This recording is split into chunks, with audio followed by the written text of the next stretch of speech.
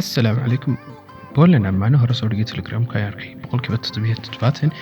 inaan garanaysa password-ka looga jabiyo yani muxuu ahaa PDF ah. Marka buug isbarxaaki macallin la'aan mar horaan ku sharaxay saddexda buug horta waa diyaar link description-ka. Marka qaabka ugu fudud ee loogu jabiyaan maanta eegi doonaa oo ah in la isticmaalo John the Ripper tool kaali ku yimaada. marka PDF-ka ni soo diray saaxiibkay oo muxuu ahaa password ku xiran yahay sad aragtid ayaa nigu tusi doonaa sida loo jabiyo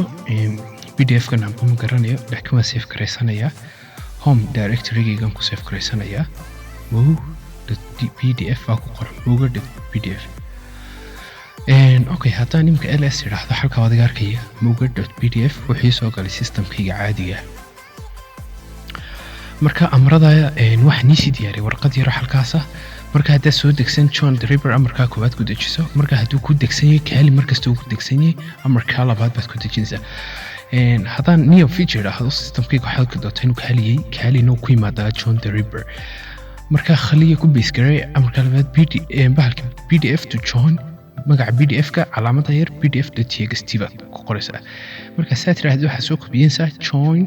PDF.txt enter button xogaa buu qaadan doonaa oo password ku tijaabin doonaa fara badan iyo uu isku tijaabin doonaa inuu maxaa crack gareeyo marka amarka ugu dambeeyana ayaan intaas soo koobiyay halka waxaad ku arkaysaa inuu ka jabiyay password-kii oo 1437 ah laakiin si aad u check garaysid waxaad ku base garaysaa amarka ugu dambeeya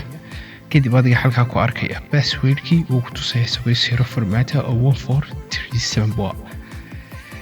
hadaan PDF-keeni u taagno oo aan muxuu ahaa Telegram-ka aan waayay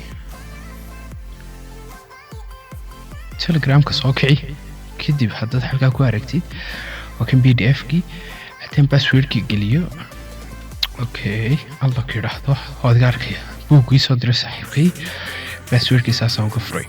marka John the Ripper si simple weeyaan waxaan link description-ka kaga tagay warqada channel-kan soo dhigi doona insha Allah والسلام عليكم ورحمة الله وبركاته